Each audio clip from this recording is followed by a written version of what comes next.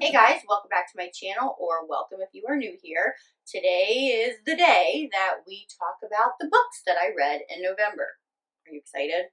I'm a little excited, I have to admit, because I didn't have the greatest month as far as how many books that I read, but I'm really happy with the 11 books that I read this month. However, I have some pretty quality style books here, meaning I have some favorites in here, some really good books in here that I definitely think if you haven't read, then maybe you should be thinking about reading. So I'm really excited to share them with you. So let's just get started, shall we?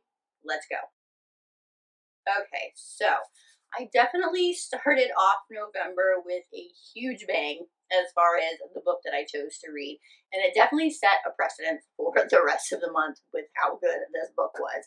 And it is Praise by Cate. It is my first Cate book. It will definitely not be my last because I definitely want to continue on. This is actually book one in the Salacious Players Club, which is a series of interconnected novels. But this, like I said, is the first book, and it follows Emerson Grant and Charlotte, or Charlie. First, let me say, Emerson Grant, honey, where you been?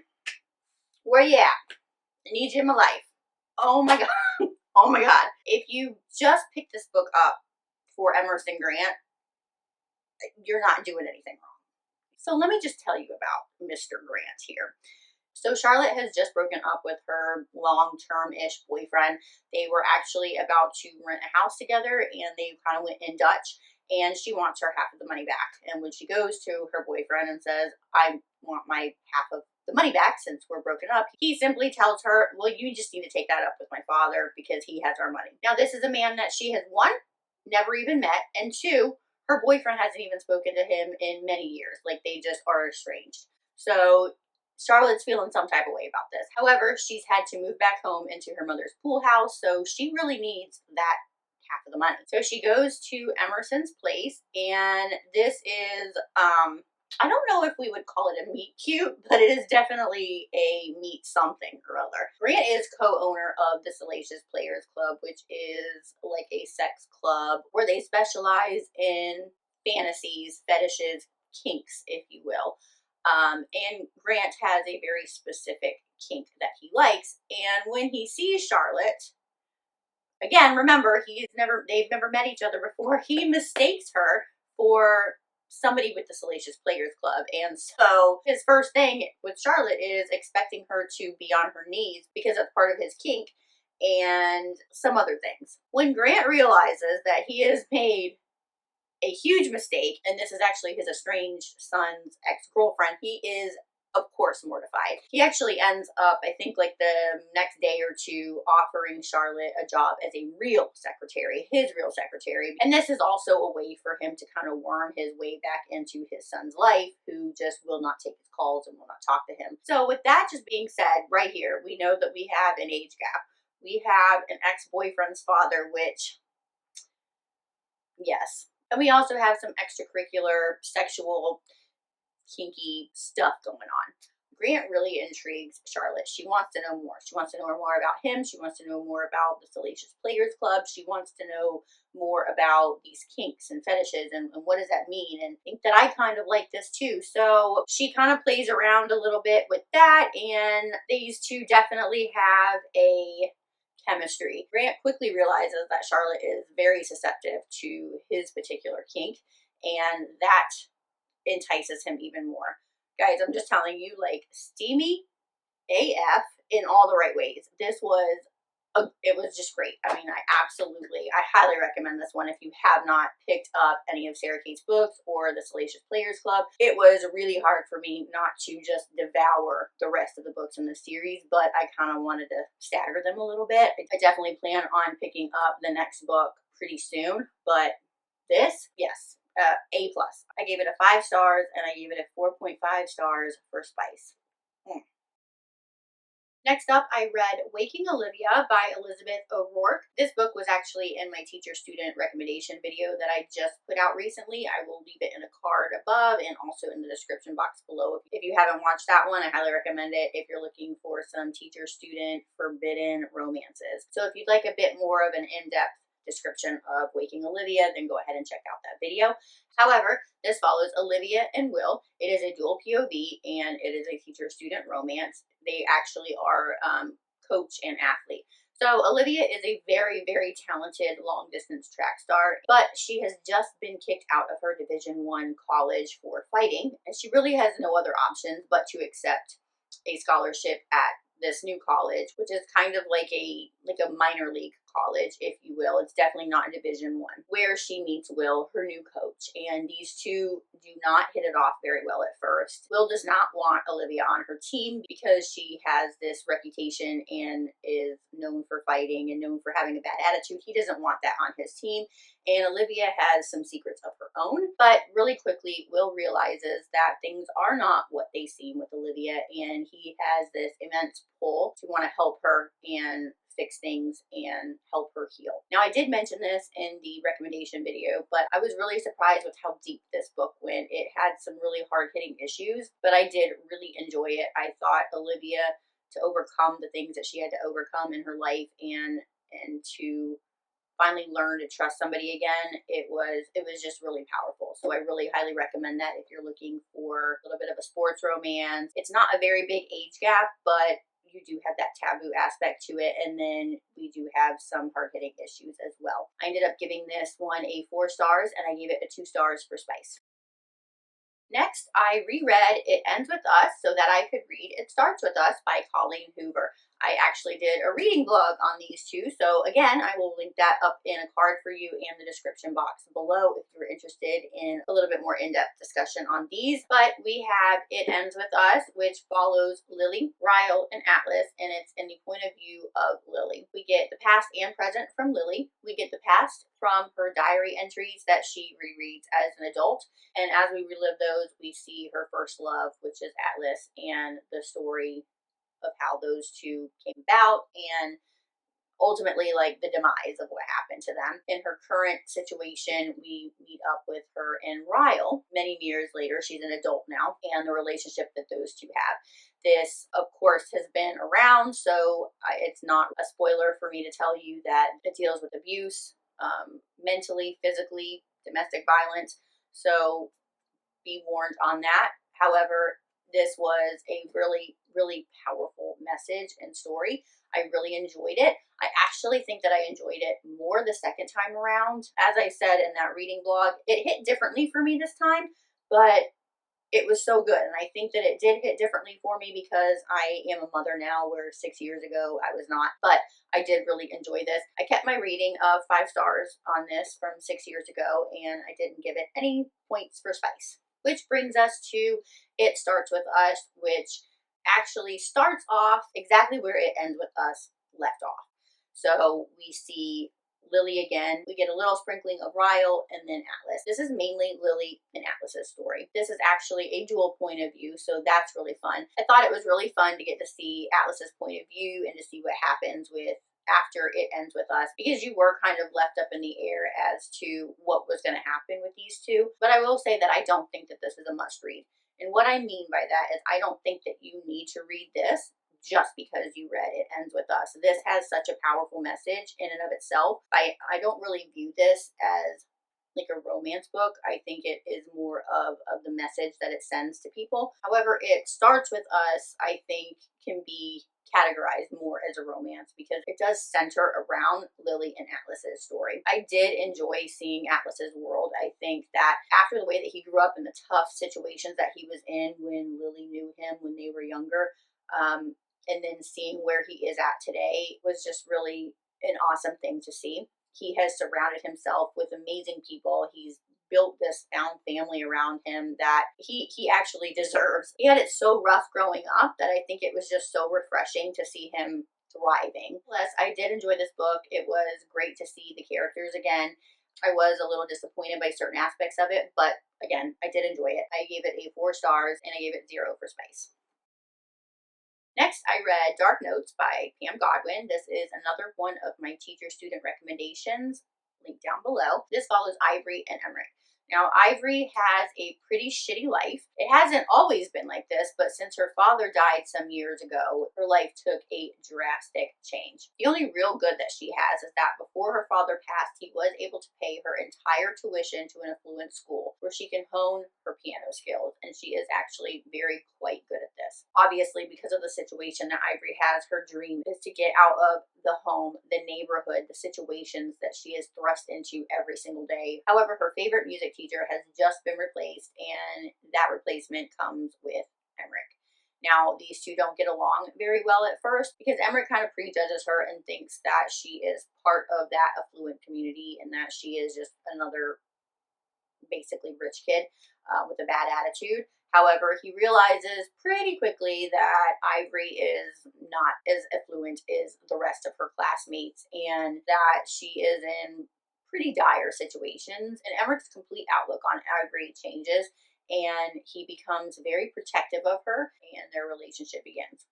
This is a Dom-sub relationship and it has pretty dark situations in it. However, Ivory is able to take those situations and create power from it, and that leads her to grow even more as a human, as a woman, and find self-worth that she didn't have before. Highly, highly recommend this one, guys. I gave it a 5 stars, and I gave it a 5 stars for spice because of content. Next up, I read Bound by Temptation by Cora Reilly. This is the 4th book in the Born in Blood series, and this follows Liliana, which is Arya and Gianna's little sister, and Romero. Romero is one of Luca's made men, and he is typically assigned to protect Arya. Now, Liliana has had a crush on Romero for many, many years. He obviously has never given her the time of day because I think when they first met, when Arya was given essentially to Luca, I think Lily was maybe like 11 or 12. I mean, she was really young. So Romero was like, this is a kid with one of those little schoolgirl crushes. But when Liliana becomes 17 or 18, Romero's eyes are quickly pried open to the woman that she's become, and he is absolutely drawn to her. I like this book because it was unlike any other book in the series. Lily was not my favorite character in the past books because she was seemingly boy crazy and a little annoying, but she was also very young. Now getting into her book, you see that she's obviously matured a little bit more, even though she is still kind of naive. But I really liked that she was more prone to go after what she wanted. She knew what she wanted. She was willing to go after what she wanted. As you may well know, within this world, the father will basically betroth his daughters to anybody who can like further his cause or you know, make him more important. And aside from Arya, their father has had nothing but problems with his children. So he's not too keen on giving Lily anything. She's basically kept under lock and key, and she's had to deal with a lot because her sisters are no longer in the house with her. They are both off and married. So Lily's taking on a lot in the household, and she's dealing with her mother in this as well. So Lily does have to grow up a little bit, and I really enjoyed watching her mature. Definitely recommend this as part of the series, and I'm definitely excited to carry on with the series. For this, I gave it a 3.5 stars, and I gave it a 3 for spice. Next up, I read What Was Meant to Be by QB Tyler, and oh my god, this is right up there with praise, guys. First off, I was able to read this book before it's released, so I want to give a huge shout out and thank you to QB Tyler for sending me the arc of this. It was actually my first arc, so that was even more cause for the excitement. But secondly, I just have to say that this book was flipping amazing. If you haven't read it, go get it now. I believe it is out on Kindle Unlimited, so yes to you. You go get it. It is amazing. This follows Whitney and Jacob, or JP. This is a age gap of like 20 plus years. It's a parent's best friend. It's a second chance romance. It is awesome. So Jacob and Whitney were actually in a 2-year relationship, but then he broke it off, essentially breaking both of their hearts. And then he left for like a doctors with borders type of thing for about 3 years. But now he's back because he has just gotten the announcement of Whitney's engagement. And let me tell you, he ain't happy about that. Honey, he ain't happy. He's back. He's back for his woman. Yes, Jacob met Whitney's parents when they were like freshmen in college, and they all just like clicked together and basically became like the Three Musketeers. Jacob celebrates every milestone, every holiday, like everything with this family. Like this is his family. So when him and Whitney get together and he realizes kind of like how much he likes Whitney and how much this could potentially destroy this family, he breaks everything off. Does he want to? No, it doesn't look like he does, but he is trying to do the right thing. However, seeing Whitney with somebody else and knowing that she's going to be somebody else's wife, just Jacob's not having that. So he's back. He's ready to face the consequences. He's ready to tell his best friends that he's in love with their daughter, but he has to win Whitney back. And that's where kind of the story starts. And let me tell you, these two, like how nobody knew the 2 years that they were together because of the freaking chemistry between these two. Oh my God. And the spicy scenes, like, whoo. I mean, the age gap is top notch. These two, like the banter between the two, like QB Tyler does that really well. She's very, very good at taboo. She's extremely good at that sexual banter between people. So I knew that this was going to be a hit for me. I just didn't know how much I was going to like this. Like this book is up there for me with the QB Tyler books. Like it's right up there with Love Unexpected for me. I don't know which one's at the top quite yet. It's leaning towards this one. I mean, it was really good. It's definitely going to be a reread for me at some point for sure. These two are just they're dynamite. Just read it. I mean, you have to read it. I obviously gave this one a 5 stars. I gave it a 4 stars for spice, and I definitely recommend that you check it out. Next, I read A Different Blue by Amy Harmon. This has actually been on my TBR for a very, very long time. However, I picked it up because it was recommended as a teacher-student romance, so I wanted to give it a shot for that teacher-student rec video that I did. But if you watch that video, you notice it did not make the cut. I do not constitute this as a teacher-student romance. I don't really even think of this as a romance. This book is more of a contemporary book with a little bit of romance thrown in here and there. This follows Blue Echo Hawk and Mr. Darcy, or Darcy. Was Mr. Darcy her teacher? Yes, that's where the recommendation for teacher-student came in. However, when we finally get something from these two, he is no longer her teacher.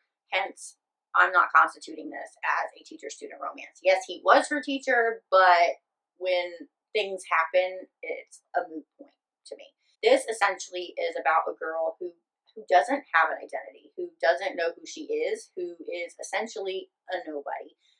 And not that like I view her as a nobody, but like this is how Blue sees herself. She's a nobody. I mean, I don't have an identity. She doesn't know her real name. She doesn't know who her parents are. She doesn't know her birthday. She doesn't know these things because when she was about 2 years old, she was left in a man's truck by who she assumes was her mother. And that man, Jimmy, takes her in and raises her as his own until he passes away and she goes to live with his sister. And that's where basically the story begins and we see Blue who she is. Now this is more of a story of acceptance and self-discovery and of like who she is. Like I said, Blue starts from nothing and then she builds this life around her. She becomes a somebody, and that's essentially what this book is about. She makes a life for herself, and there is a lot of character development in this book. I did enjoy watching the journey unfold. I ended up giving this a 3.5 stars, and I gave it a 0 stars for spice. Next was another reread for me, and it was Archer's Voice by Mia Sheridan. I read this years ago, and I actually listened to it on Audible, so when I got the physical copy, I knew that I wanted to reread it because I loved it so much, I wanted to annotate the book. But what did I do? I got so engrossed with this book that I forgot to annotate it. So I don't know if I'm going to reread this again to annotate it because there was so many things that I would have annotated, but I like just literally was so engrossed in this book that I just literally forgot. I put 1 tab in it. 1 tab. So that was an epic fail for me. However, the book is not an epic fail. This is such a good book. So this follows Archer and Bree, and it is a dual POV as well. The love story between these two is like gut-wrenching. It's so sweet. So Archer went through a pretty devastating situation when he was a really young boy and lost a little bit of his family and lost his voice as well because of the situation, and ends up living with his uncle, who is a former soldier and a little, not all there, but they basically live a a secluded life in the woods in the small town that they live in. And years later, when his uncle passes away, Archer just continues a lifestyle that he's been accustomed to, and he becomes more of a recluse. But because his uncle has passed, he ends up having to go out into the town to get supplies and things that he needs. And he is very much ostracized by the town that he lives in. It's really heartbreaking to watch that. And then enters Bree. Now, Bree has also endured a pretty horrific tragedy. Hers, however, is very fresh. She ends up in this small town that Archer lives in. And then she has a few run-ins with Archer. Now, Archer intrigues Bree, and I feel like she sees a little bit of herself in Archer and the fact that you know, when she gets there, she's pretty resigned from people. She just wants to be kind of away from her previous life. She doesn't want to be reminded of things that happened, so she wanted to get out of that city. And Bree pretty much forces herself on Archer. She's like, look, everybody needs a friend. We're going to be friends. And they become friends, and then a little bit more.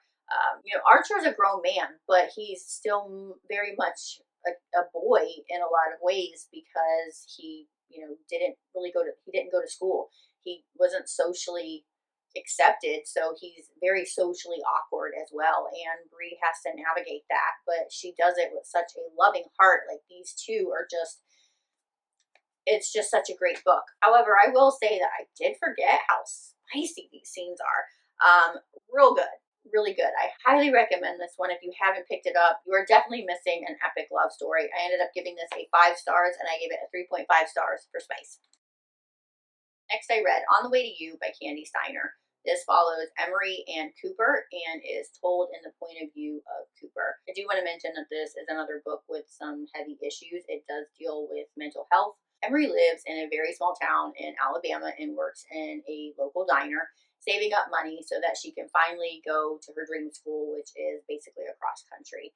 And Emery is actually on his own path of self-discovery, if you will. He is on a road trip that he was prompted to go on by his grandmother, seeking something that she told him about. Now, when he stops at the diner that Cooper works at, something is exchanged between these two. He ends up asking Cooper if she wants to go with him across country. And because her home life is less than ideal, after a little bit of hemming and hawing, she accepts. She's ready to go. It's basically now or never. So they embark on this road trip, which I thought was a really interesting premise for a book. I've read a few books where they have road trips in them, and I've really enjoyed those books, so I knew that I was going to like this. So you've got two strangers taking a road trip together, you've got forced proximity, and you've got two very different personalities. Cooper, who has really never been out of the state of Alabama. She's got that fun innocence where, you know, high-spirited and pretty optimistic.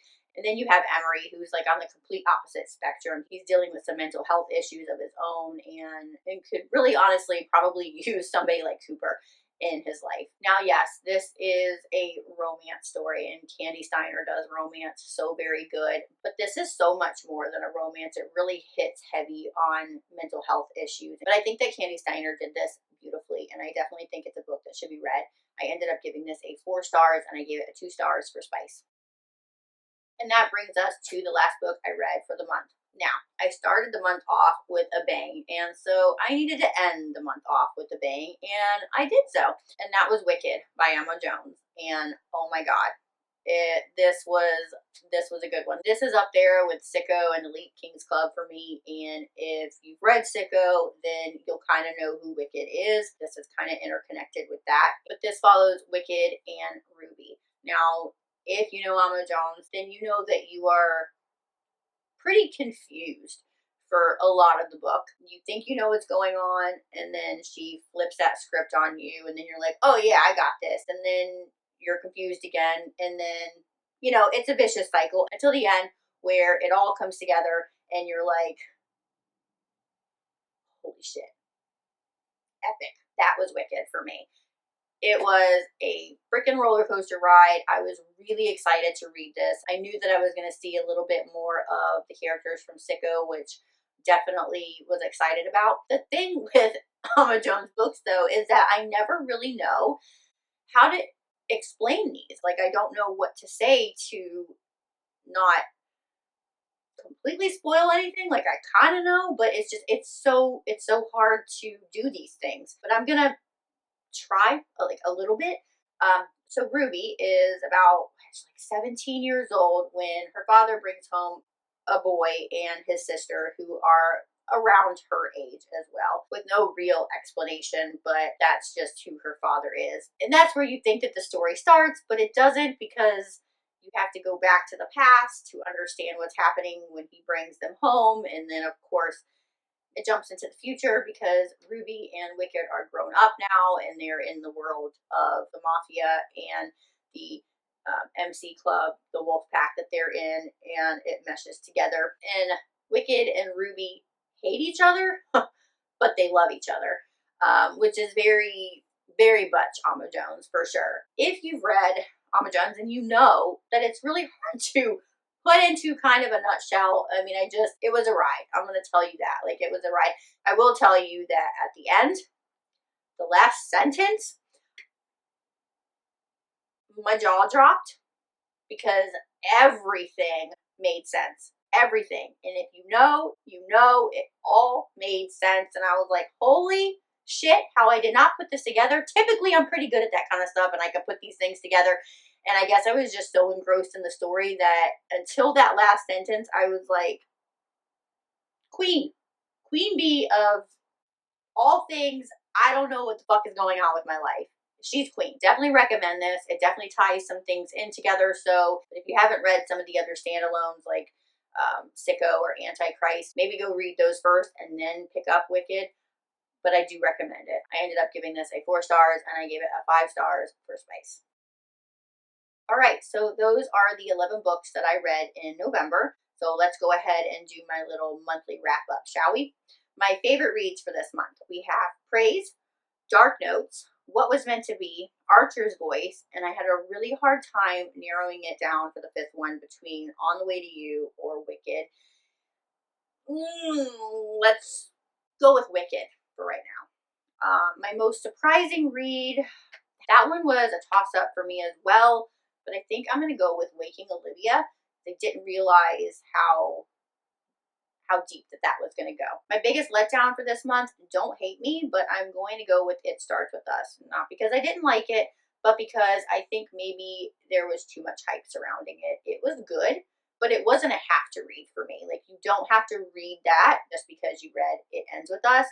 I do have a few Christmas or holiday themed books that I plan on getting to. If you're interested in seeing what those are, I will leave them in a card for you up here or in the description box down below. I definitely do not want to stick with just Christmas books this month. So I have a few other books that I might get to. I'm thinking maybe of diving into the Keeping and Binding 13 stories, or maybe the Magnolia Parks books. I'm not quite for sure. It's kind of, what I feel like reading. But I am curious about you. What are you excited to read this month? Do you have any books that are a must that you have to get through before the end of the year? Let me know down below. All right, guys, that's going to do it for my November wrap-up.